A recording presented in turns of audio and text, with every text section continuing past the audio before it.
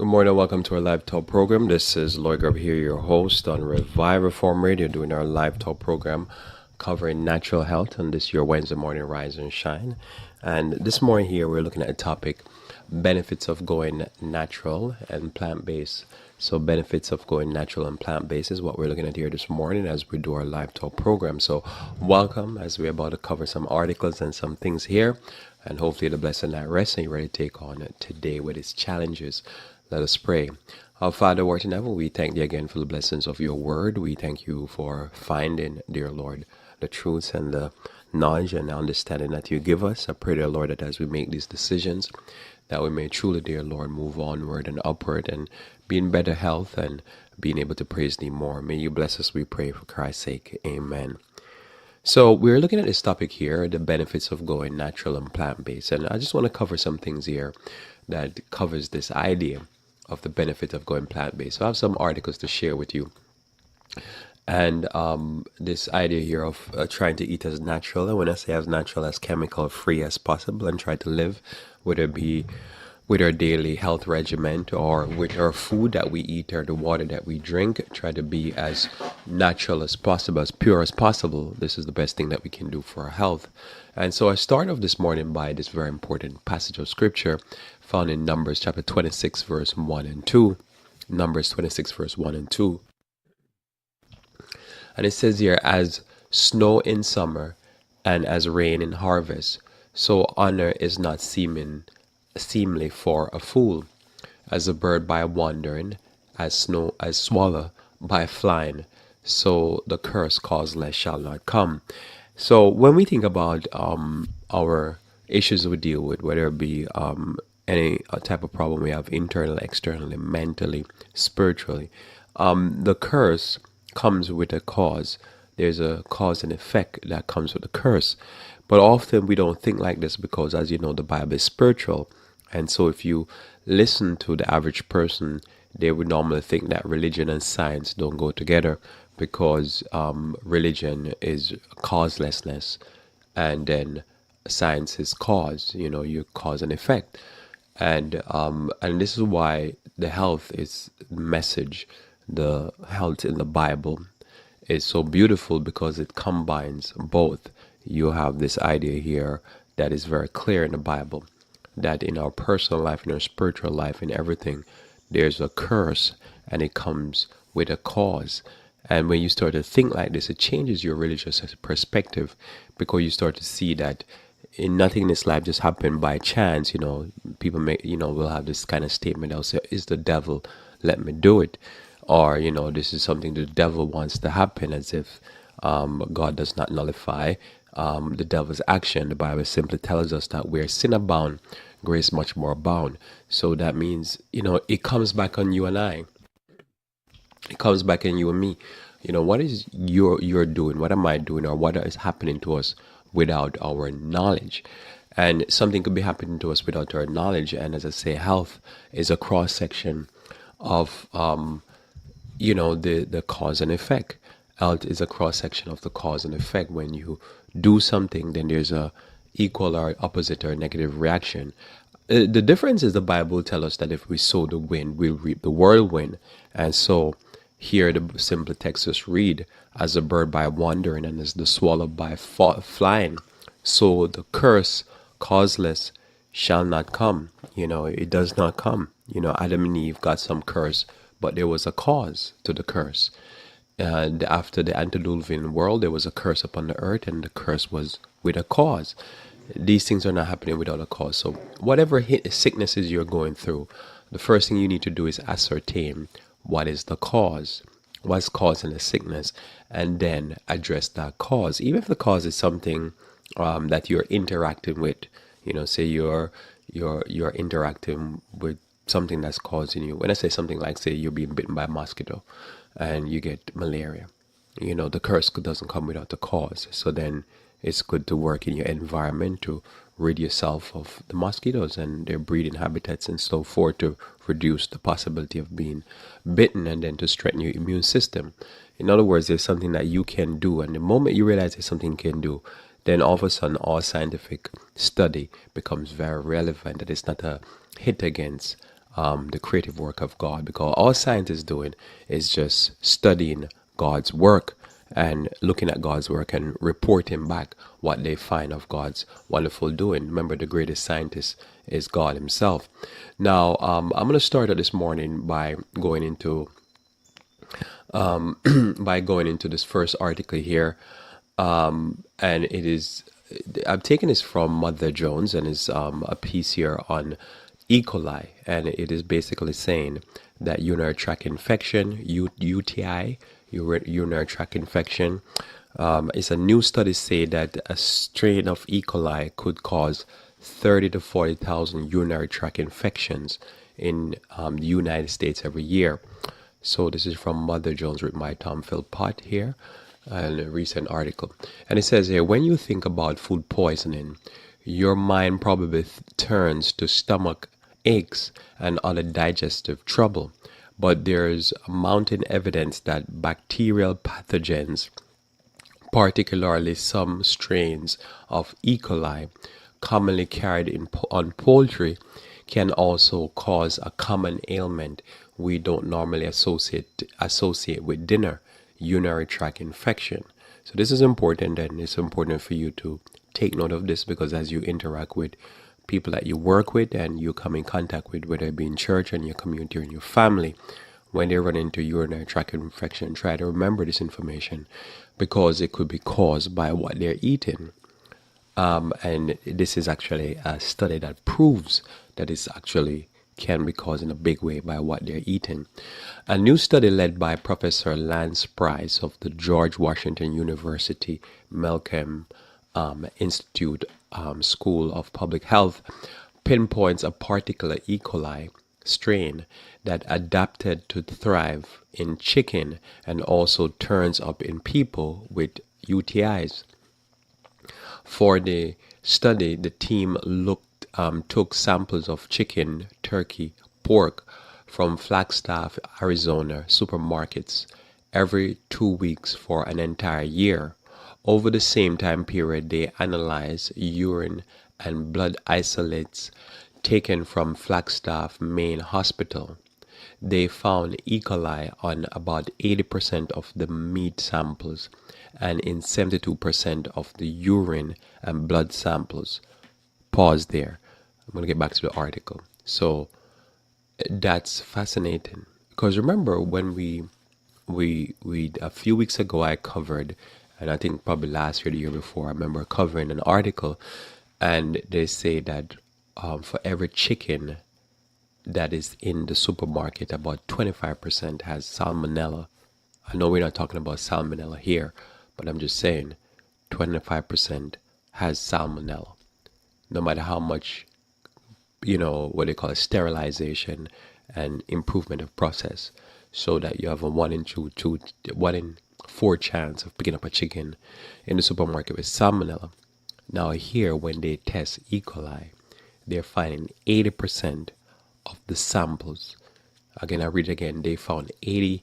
coli on about 80% of the meat samples. So 80%, that's mean 8 in every 10 of the chicken that they sampled have E. coli, and 72% in urine and blood samples. So when they sample the blood of the people, 72%. So that means if you're already at work, you look at 10 people in your work, and 72% possibly, because they're not in the hospital, so they're not sick, but these are people who went in the hospital with some type of sickness, has in their blood or in their urine E. coli. And chicken is one of the main eaten, probably it is the main eaten food, meat in America. So important, high sampling of E. coli. Continue reading here. It says, then researchers analyzed the genomes of the E. coli cells to see if they could find genetic matches between the bacteria on the meat and in patients. The strains on pork were not related to ones found in people, but one particular strain turned up both ubiquitously on poultry and to a lesser extent in patient samples. The strain, called E. coli, and it says ST131H22, is what the researchers call avian associated. That is, it has genes adapted to help it thrive in birds. So this is an avian associated E. coli. The strain caused just 0.5% of the UTI identified in the study, Price told me. But if you scale that to a national estimate, the ST131H2 could have caused 30 to 40,000 UTIs in the US each year, he says. And he added that this is just one of many E. coli strains presented in our food supply. Some of those other strains could trigger UTI too. So that's important. So even though that number is the small sampling 0.5, there's many strains. This is just one strain that they find a consistent match, and even 0.5 of all urinary tract infection. They're still saying that's 30 to 40,000 urinary tract within a year. That is, it would be coming up with in America, and that's just one of many. And as I'm saying here, it's important to note because again, we're talking about how you have that 70 to 80% sampling, 80% on the chicken, 72% on the blood and urine. So the E. coli is coming up in the urine at a high rate, and this is just one of many strains that they could particularly identify that is connected to fowls. And yet, imagine all the other strains with all the other people, because remember, out of the small sampling that's coming up with the E. coli in the urine, you have most of the people having the E. coli anyhow, just some other strain. So important to note, in the urine. So this the body is permeated with E. coli, both in the blood and the urine. Continue reading here. It says here, previous research on poultry and UTI suggests that it didn't definitively establish an E. coli strain with a bird-specific genetic signature. The most important message from this paper is that it establishes the direction of transmission from poultry to people, and it shows that poultry adapted strains are capable of causing bladder and kidney infection in people, Price said. So very important. They have done studies before according to that, but now they have a direct connection. So this is not anymore a possibility that people could be getting urinary tract infections by eating chicken or undercooked chicken. This is now a direct link. And to me, the bigger link here is that 80% of chickens sampled in Arizona was sampled with E. coli. That means almost it's there. And then 72% of the people had E. coli in the urine and in the blood. So I keep going here to the cooking part. Okay.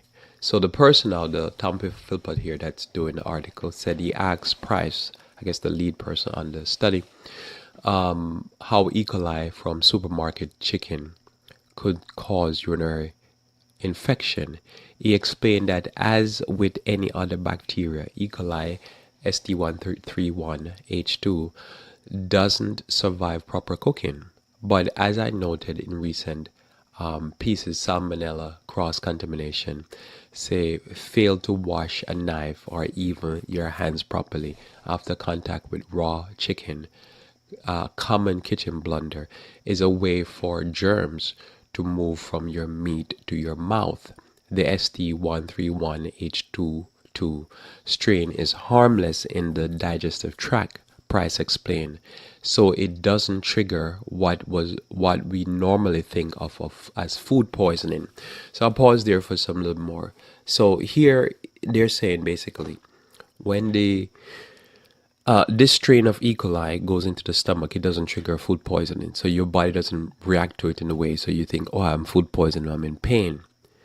So that would really mess with even my mind, because I'm always thinking, if you eat something bad, where you're going to feel it is in your stomach. But this here doesn't affect the stomach. It kind of go through the stomach as if it's just going through a river or something on a boat. about. But then as it goes into the urinary tract, then it starts its magic and it starts to burn.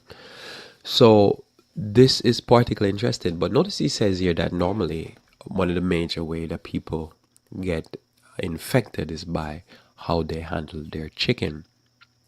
So this is why I was saying now the topic again is benefits of going natural and plant-based. Because you don't have to worry about handling your chicken. You still have to deal with your food in a hygienic way, whether it be where you store the food, cook the food, wash the food, prep the food. But your chances of picking up some of these bacteria are so greatly reduced, are eliminated. And yet he's saying it's the way to avoid this mainly, which is 100% true, mainly. Probably the biggest way is to wash your hands and wash the knife. Not, I don't even believe in rinsing. I believe that if one is handling chicken, one should wash the knife before they use it on something else. Because remember, 80% of the chicken sampled has E. coli, 25% of chicken sampled have salmonella. So you have to me, wash the knife, wash your hands and the knife with soap. And then the hope that most of the salmonella and E. coli is killed in the cooking process. Now, that's important to me also, just thinking here with you before I continue this article, that if 72% of the chicken sampled has E. coli on it, 72% of the people's blood and urine has E. coli in them, right? This could be just what they're carrying around, but it's in the blood now, not in the feces, in the blood and in the urine. Well, that led me to think, right, that I can't believe that so many people is being contaminated and recontaminated with E. coli. Is just because they're not washing their hand. It could be, but I'm just thinking that's kind of strange. I would think probably more percentage of the people would be, if this is the main way, and this is the biggest way, more people would be washing their hands and their knife when they're handling chicken. So this could either mean that there's other prevalent ways, which they are, because I'm sure you've eaten chicken. Remember in the past I would eat chicken, and you bite into it and you can see the blood near the bone, so it wasn't cooked all the way through. So I'm thinking this is another way how the chicken contaminates people, because as I say, I remember many times you so hungry, you get a piece of chicken, you bite into it, and the thing is raw on the inside. All right, just keep that in mind. Eggs also, it's the eggs a lot of time is people cook stuff raw. Anyhow, so when you go back to the chicken now, you bite into the chicken is raw, you can see blood, right? That's, I remember, one way. The other thing though, it could be a statement that many people don't follow proper hygiene in the kitchen, which is believable.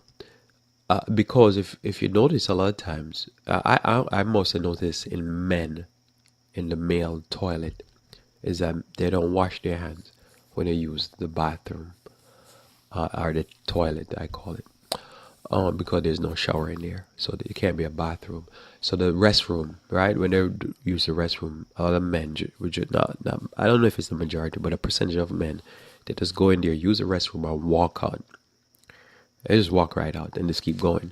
So this could be a big thing where I'm thinking a possibility that a lot of people don't practice proper hygiene, because if they don't wash their hands using a public where there's just hundreds, and if it's a place like a public restroom on a highway or a airport, man, there could be thousands of people going to the bathroom.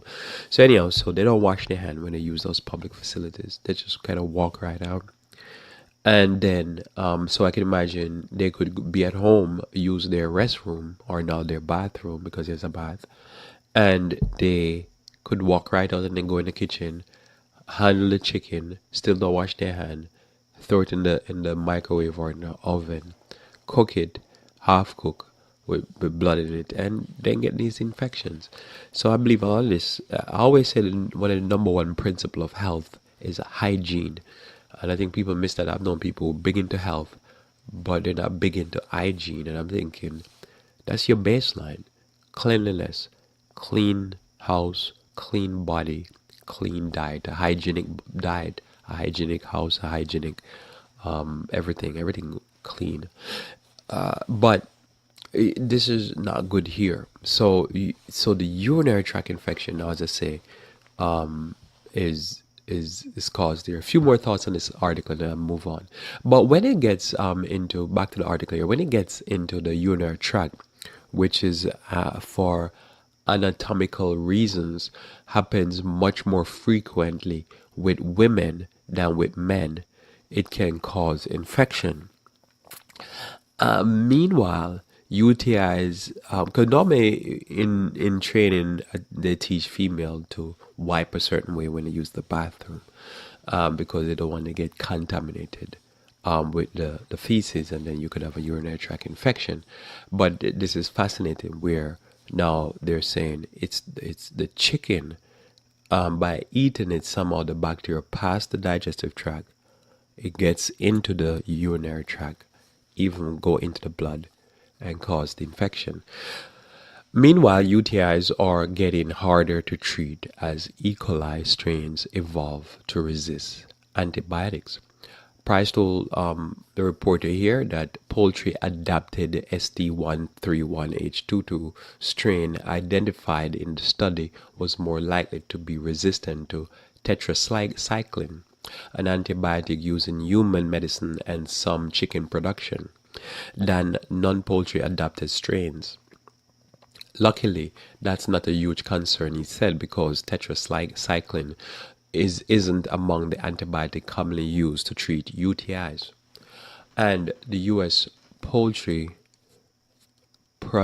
industry has begun to phase out routine use of antibiotic use in human medicine. Other regions still employ the same kind of antibiotic intensive production that the U.S. industry used to when sorry used to use sorry so the thought was on my mind was, if you understand industrial farming, which I'm going to touch on a little bit here, and I'm going to go to something to water. If you understand industrial farming, right, you whether it be for plant or for animal, you understand that one of the thing with the antibiotics is that it's the level of filth that the animal is brought up in, is raised in. And this is really why, as I said, the benefits of going natural and plant based.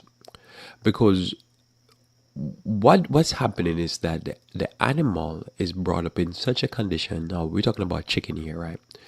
It's in such a condition that the amount of filth and decay and bad air that the animal has to breathe makes the animal so susceptible to diseases, and hence one would have to basically, or the farmer would have to use all the antibiotic in order to keep the animal healthy while living in such filthy conditions.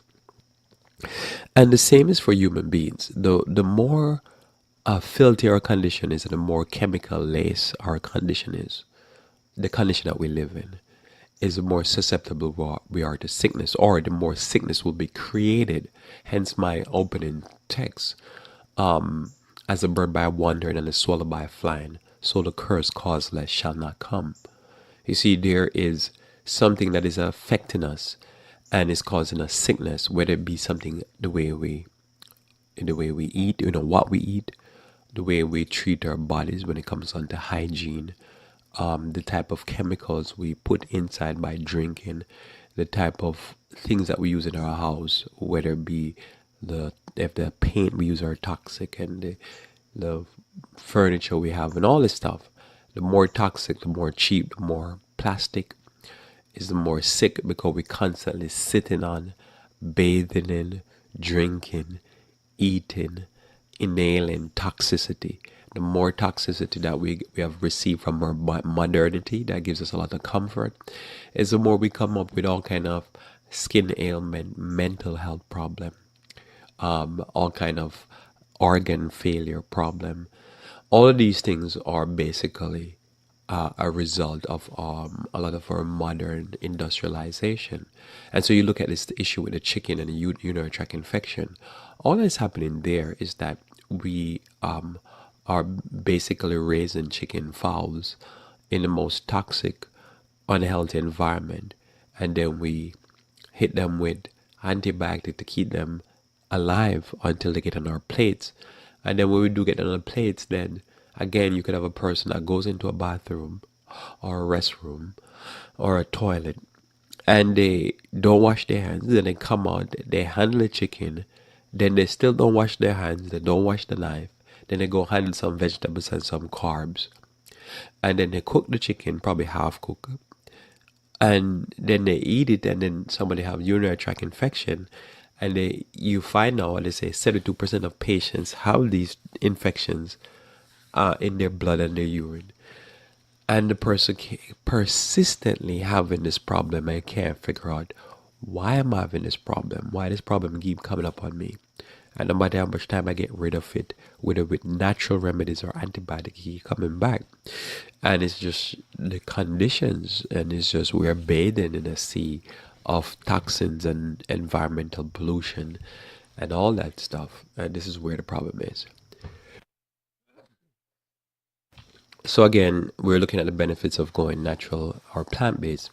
And part of going plant-based is, I believe, is trying to eat foods that are as much as possible pesticide-free and pesticide-free and what you call it, fertilizer-free. Sorry, my brain slipped there. Couldn't remember that word.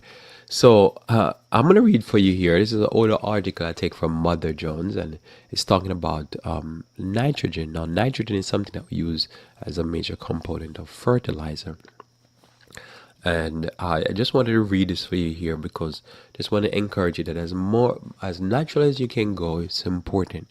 Because the more natural we go is the more we are limiting. In this modern world, as I say, you can't avoid dealing with formaldehyde and all these diverse different chemicals, but you can limit it, and you want to limit it as much as possible. And it's important not to listen to the simpletons and the naysayers who are saying, well, you're going to die from something anyway. The healthier you can live is the better. I don't know about you, but it's better to just live as healthy as possible. And so if you know something you can avoid that will limit your exposure to a certain chemical, go ahead and do that. And one of the ways is to eat as natural as possible. And I say natural, not just plant-based, but natural with least amount of chemicals as possible. So this is a brief history of our deadly addiction to nitrogen fertilizers. And it's written by Tom Philpott again. And it says here, as investigators and research rescuers move through the destroyed fertilizer factory in West Texas, it makes me think about just what nitrogen fertilizer is and why we use so much of it. So I'll pause there. So what happened is an older article is written about 2013, and if I remember not clearly because it's a few years ago, but I remember there was a factory in West Texas that blew up. That was a nitrogen making factory. It was a massive bomb. I think it took out, I remember, I think it took out some apartment buildings or something. So it was a massive explosion. And if you remember that, so you think about it, that thing that is that can blow up stuff, is used in bomb making, is also used to fertilize our food. Nitrogen is one of the nutrient elements plants need to grow. Every apple or ear of corn plucked represent nutrient pulled from the soil, and for land to remain productive, those nutrients must be replenished. Nitrogen is extremely plentiful. It makes up nearly 80% of the air we breathe, but atmospheric nitrogen, N2, is joined together in an extremely tight bond that makes it unusable by plants. Plant available nitrogen, known as nitrite, is actually scarce, and for most of agriculture, he says 10,000 years old history, so I say six. The main challenge was figured out how to cycle unusable nitrogen back into the soil. Farmers for of yore might not have known the chemistry, but they knew that composting crop waste, animal manure, and even human waste led to better harvest. But then, to make a long and complicated story short, the 19th century European scientists figured out the science behind nitrogen's central role in plant growth, just as industrial revolution was pushing more people off farms and into cities. European elites realized that feeding a growing urban population from a shrinking rural labor base would be a problem, and that cheap and easy nitrate would be part of the solution. So the fixation quote of nitrogen, the ability pull it from the air and transform it into something that plants could use, became, well, a fixation. In 1909, German chemist named Fritz Haber developed a high temperature, energy intensive process to synthesize plant available nitrate from the air. And so, agricultural millennial old nitrogen cycling problem was solved. Today, industrial scale farm would not be possible without it. Of course, agriculture wasn't the only reason Germany and other European countries wanted to generate tons of nitrate. As we just tragically saw in Texas, the stuff can also make massive explosion. Before it made it onto farm fields in a big way, Haber's breakthrough fueled the US and European munition industry, particularly in World War II. In that way, the industrialization of farming share roots with the industrialization of killing, represented by modern war. Today, fertilizer plants, reported in this book, a book by Vaclav Smil, Enriching the Earth. It's entitled by, it says, says fertilized plants rely on a scaled up, refined version of the same process developed by Haber. By the end of World War II, the United States had built 10 large scale nitrate factories to make bombs. With Europe's and Japan's production facility in ruin, the US entered the post war period as the undisputed global champion of nitrogen production. The industry quickly shifted from munitions to fertilizer, and domestic consumption began to skyrocket, driven, Smell writes, by the rise of new hybrid strain of corn, the first kind of high yield grain cultivar dependent upon high fertilizer applications. So I pause there again in the article. So this is getting more to what I'm talking about here. So notice there is this high yielding corn that was developed that would use, and later on the article will state that corn uses probably the most nitrogen of any crop. So there's a high yielding corn, I guess the corn that you'll get on the cob, and this modern wonder. And that corn is is it uses out the nitrogen, but also that corn comes around at the same time as they hybridize that corn, at the same time as they ramp up production from using the nitrate for war, and they use it now for farming. And you're able to produce something that is not even normal by nature, and produce it at a large scale. Now, I might pause here because I know a lot of argument is that as the population of the earth had gotten so large, and so many manpower had left the farms and go to the urban area, that you needed a way to chemical, if you want to call it, produce to match what mankind need. But remember, a lot of this production that we're doing and this hybridizing of, our three main food that is produced is soy, corn, and wheat.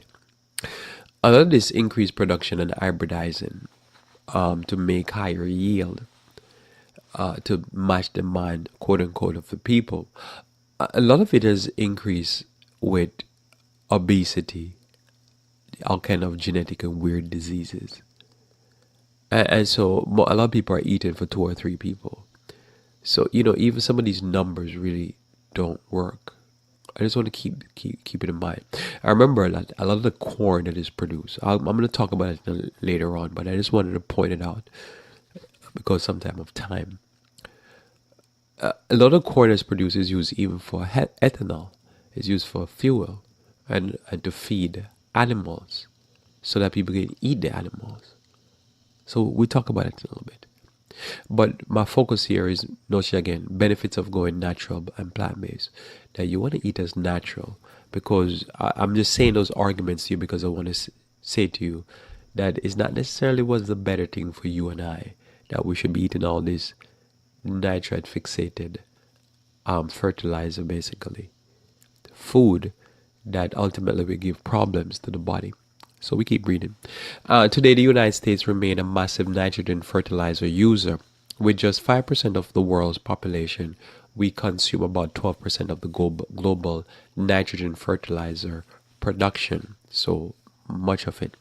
And corn, which according to the USDA requires the most nitrogen per acre of any crop, remains at the center of our agriculture, covering 30% of farmland each year. While our reliance on cheap nitrogen fertilizer occasionally, though not quite rarely, result in attention-grabbing explosion, the real problems are more subtle and long-term. In a recent article, it was stated by the same author, industrial agriculture reliance on plentiful synthetic nitrogen brings with it a whole bevy of environmental liabilities. Excess nitrogen that seep into streams and eventually into Mississippi River feeds a massive annual algae bloom that blots out sea life. We see that going on right now in Florida. Emission of nitrogen oxide, a greenhouse gas 300 times more potent than carbon, and the destruction of organic matter in soil, because after a while, as you know, the soil becomes depleted. And so, yes, you're feeding people with this thing that is a chemical wonder. It's a modern miracle, but it's a modern killer. Continue reading here also, as also noted in the article, the fertilizer industry increasingly relies on cheap natural gas extracted by hydrofracking or fracking, the controversial process of extracting gas from rock formation by bombarding them with water spiked with toxic chemicals. If the bigger agricultural business becomes hooked on cheap fracked gas to meet its fertilizer needs, then the fossil fuel industry will have gained a powerful ally in its efforts to steamroll regulation and fight back opposition to fracking projects. Our future doesn't have to be drenched in vast quantities of synthetic nitrogen with all its liabilities, both subtle and spectacular. 2012 Iowa State University study found that by simply shifting to more diverse crop rotation, Midwestern farmers could radically reduce their reliance on added nitrogen while maintaining current levels of overall food production. So I'll pause there again. So notice here they're saying, I don't want to miss that, is this idea here that crop rotation, that means not planting the same corn or the same wheat or the same soy or whatever it is on the same property year after year after year. That depletes the property and makes the property not able to produce by pulling energy or nutrient from the soil. Also, biblically, it was not just a rotation that would be done, but also once every 7 years you made the land sit. As the land sit, this land would begin replenish with the nitrogen that it needs, and other natural processes would happen to build the land up. After a while, the land become depleted and can't give. So notice as the statement go, the curse causeless shall not come. This is the text, the premise, and you get benefits from doing things natural. So you want to pay the higher price. You're not eating as much food anyhow as the average person, but you're eating better quality food. So you pay the higher price and you go ahead and eat as natural as possible with all these chemicals. You're not only helping the earth, but biggest thing, you're helping yourself. Now, another recent study by Cornell Research found that similar crop rotation also reduced nitrogen runoff. Yet, instead of weaning us from our huge reliance on nitrogen, federal and state agencies are underwriting the construction of new plants and expansion of old ones. Meanwhile, federal farm and renewable fuel policies continue to prop up corn. In 2013, USDA expect farmers to plant most since 1936, 97.3 million acres, covering an area nearly the size of California. So and the article that we won't be kicking the nitrogen habit anytime soon. So that was just a quick history on what that is or what how it works. There's more to nitrogen than you could read up yourself. But as you know, this is when we talk about fertilizers, we are talking about what we call nitrogen fertilizer or mononitrate, which is used in fertilizing. So so here you have a product now that it's used, but as I said before, part of the thing is the farming methods, and you know how you do crop rotation, how you make the land rest to so the land can help replenish itself, so you don't have to constantly try to bleed the land of every single nutrient it has with and just trying to constantly make money. And most of these things we're talking about here are things that are storable. Corn is storable, wheat is storable, and soy is storable. So you produce, you can give it a rest. But that's not the way the modern world works. So they beat either their self or the land or nature until it destroys. They destroy it to make money consistently. This shouldn't be the way it is. So in your choice, because you know this, you do as much as you possible to try to eat fruits, vegetables that are not produced by chemical processes. It will cost you more. But again, you're going from a quantity to a quality diet. You're going from an ignorant diet to an educated diet. In other words, you eat in an educated way. And you understand the impact of your selection, your choices, and how it impact the nature around. And you understand that you're not necessarily supporting farmers who the only focal point is just to make money hand over fist year in, year out. This is important because the nitrogen, as it is produced, it is a dangerous thing to the soil, and it is dangerous to you.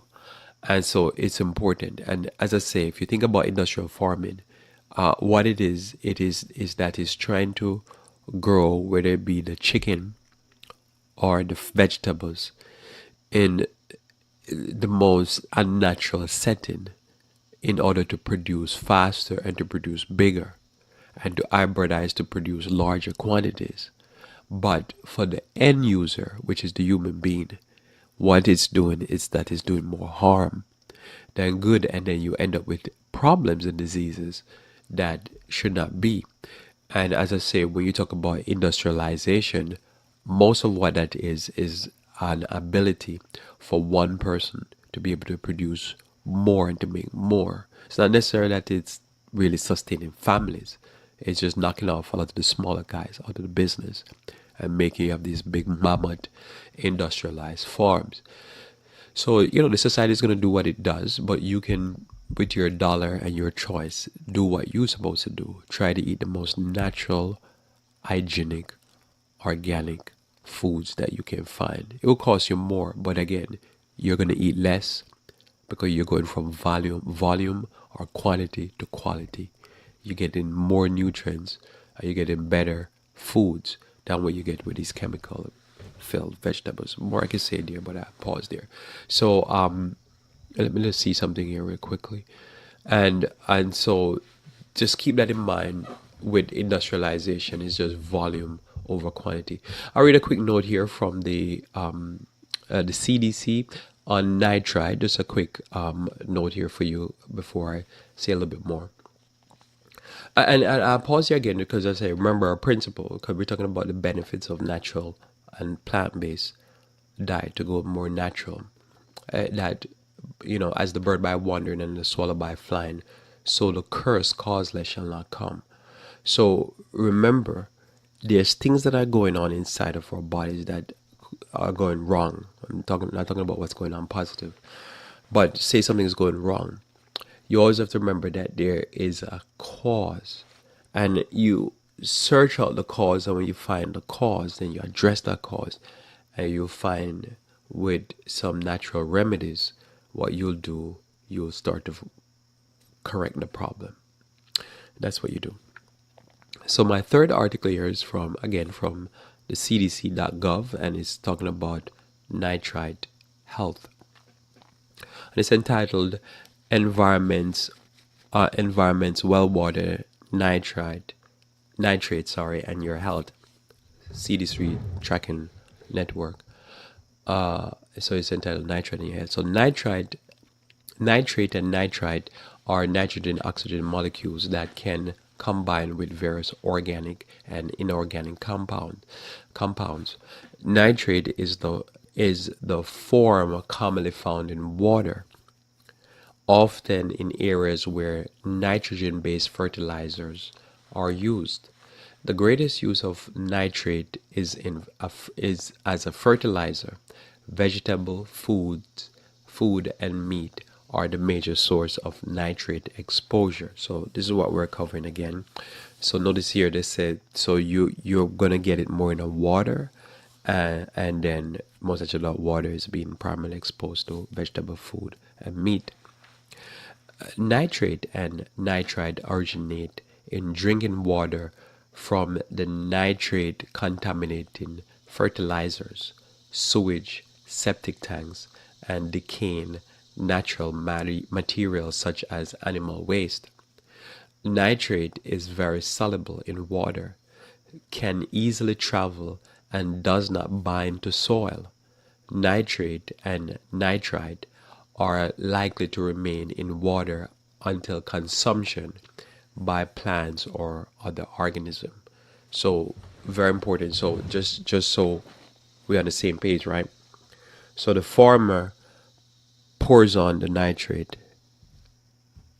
on the nitrogen, to fix it into the soil. This thing here, it does not bind to the soil. It's more going to be in the vegetables, the plants, and the organism that come in contact with that water, right? Because it's going to be fixed in water and it stays in the water. So much as if a person has a well, the well water, it will flow through the soil and down into the well, which is fascinating. So it flows down into the well and it settles in the well and it stays there until you drink it. All right. The U.S. Environmental Protection Agency (EPA) set levels of 10 mgs per liter for total nitrate and nitrite, 10 mgs per liter, and 1 mg per liter for nitrite as drinking water standard. So I paused there. So that's a decent amount. Now I pause here because one of the articles I was reading, Europe I think has it for 4 parts, right? I think South Africa has 4 parts also. So various different countries have a stricter limit, 4 parts per liter, 4 mg per liter, which it's might sound like a lot, but it is a lot. Mgs, it's 10 I'm talking about. So here is I'm just saying to you that even in America the threshold is much higher.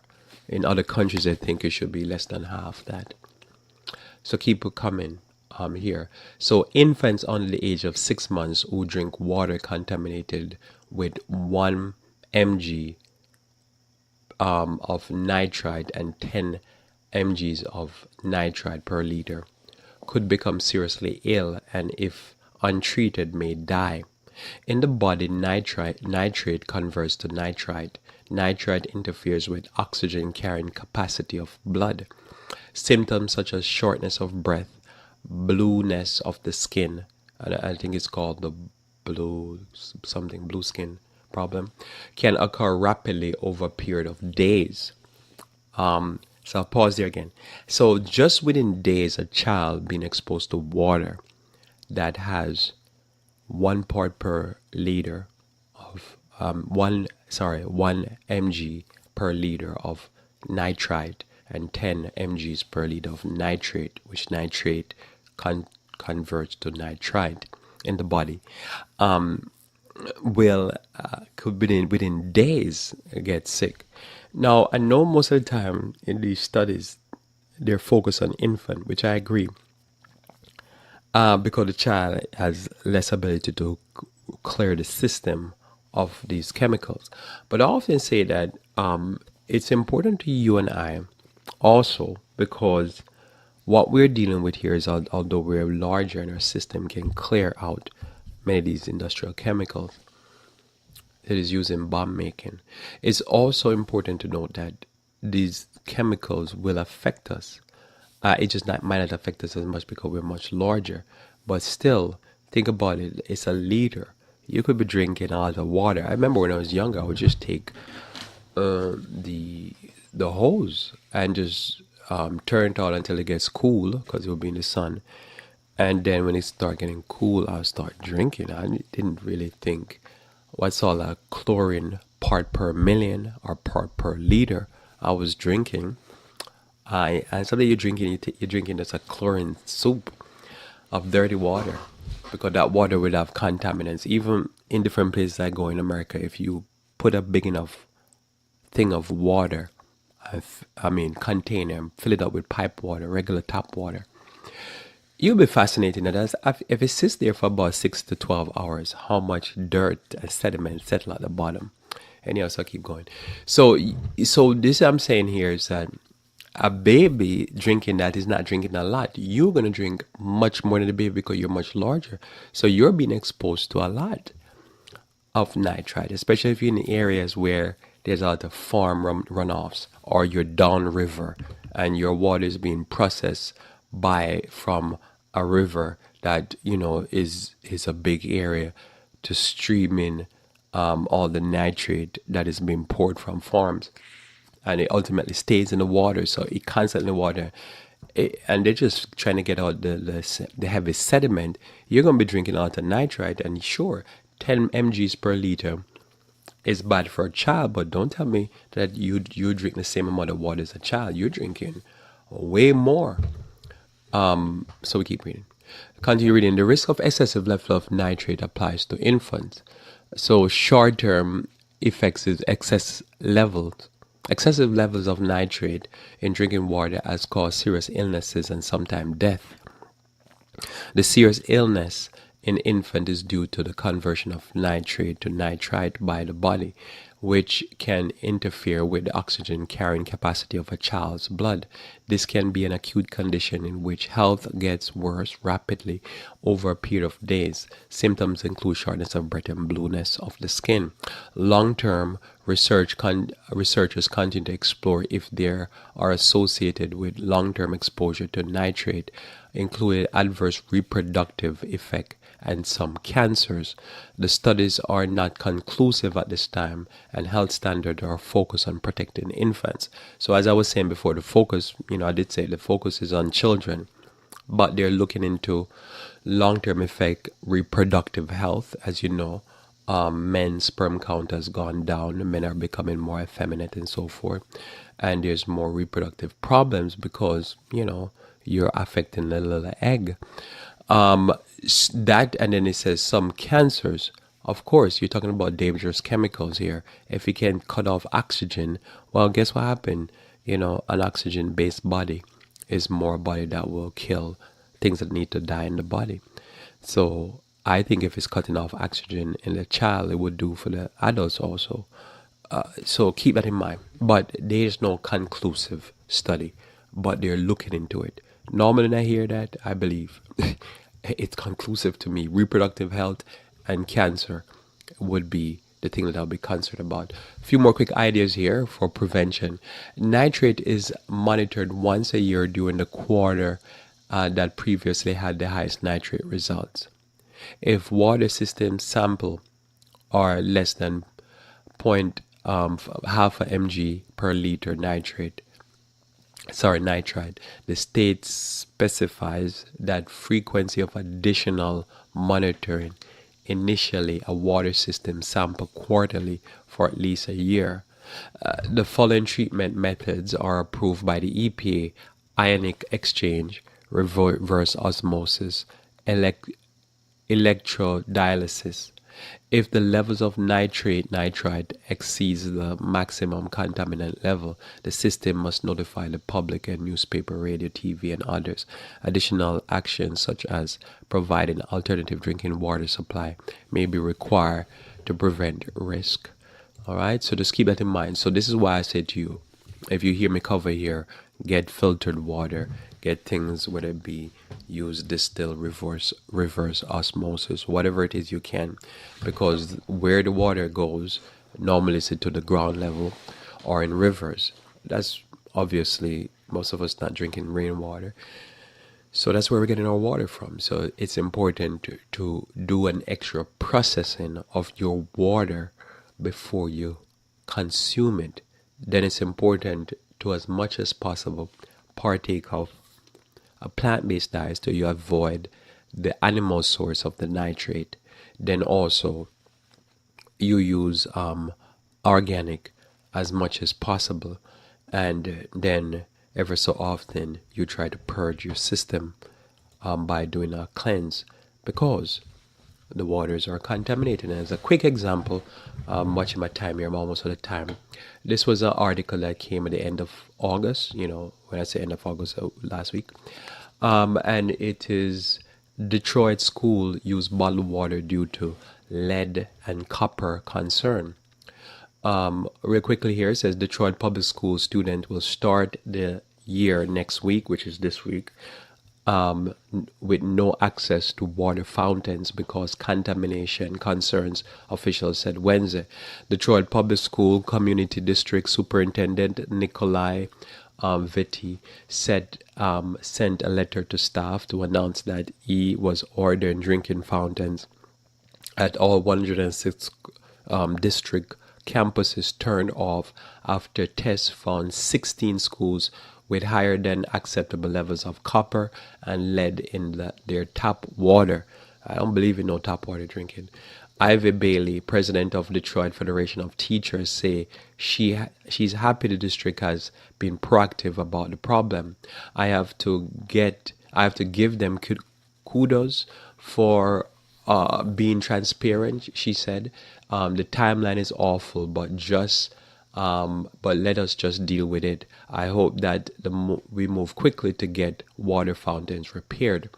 According to a statement from Vitti, 10 schools were already using a filtration system as a result of water quality issues. So I believe in this, and I believe not only 10 schools should use this, but you should use this in your home also. Also, it says here 8 additional campuses has had ongoing issues since 2016, bringing the total number of campuses verified to have water quality problem to 34, Vitti says.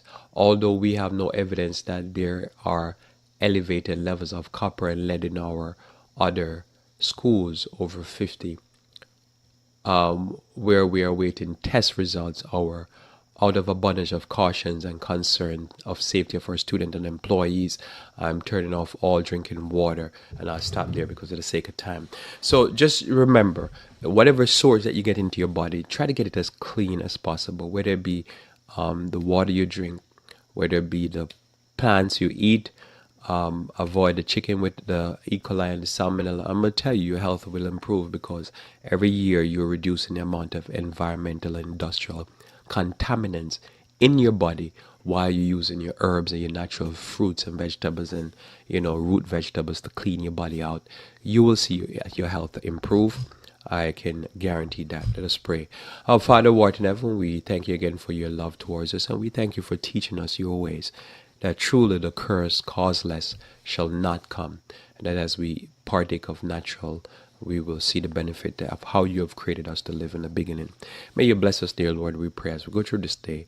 May you give us good health and a good sound mind. This is my prayer in Jesus' name. Amen. Well, thanks again for being with me here on Revive Reform Radio. Looking forward to talking to you tomorrow morning again, where we should do current events. Until then, I pray that you may continue to walk with the King.